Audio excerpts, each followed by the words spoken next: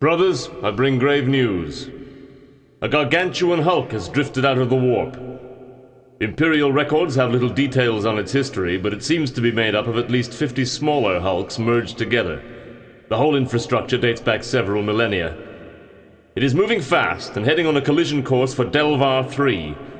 Millions of lives there are at risk. The hulk must be stopped. Today I have a really unique Saturn game to discuss. That game is none other than Space Hulk: Vengeance of Blood Angels, which was released in 1996 for the PC, PlayStation 1, and of course the Saturn. It's actually a port of the 3DO video game that was extremely unique for its time. First off, a word about Space Hulk the series. Space Hulk was originally a board game that was eventually made into a video game in 1993 for home computers. This is the sequel to that game.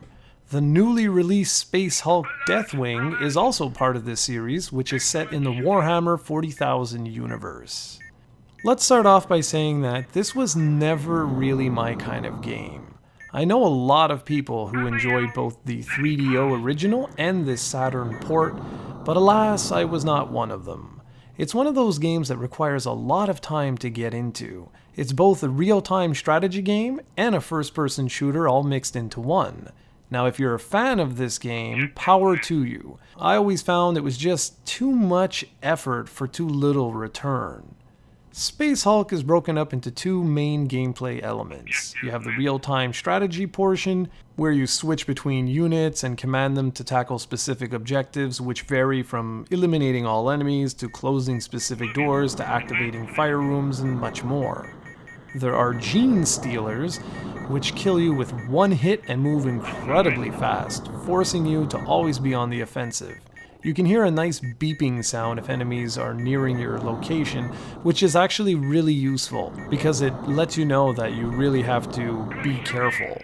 A wise move is to always send out your squad to eliminate as many enemies as possible before tackling the objectives, but oftentimes you have to do both at the same time. While in the map view, you position your troops around, select their weapons and actions, and more.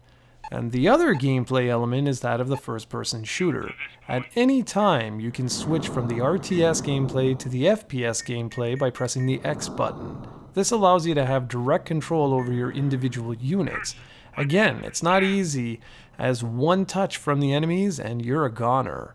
What's nice about this particular gameplay mode is that you have a lot more freedom, so it's easier to take out the enemies in this particular mode than in the other one. Or at least, I always found that to be the case, and I just found that you had a lot more freedom in this particular mode. Missions have a wide assortment of objectives to tackle, and the game includes many missions from the original game, which is an added bonus.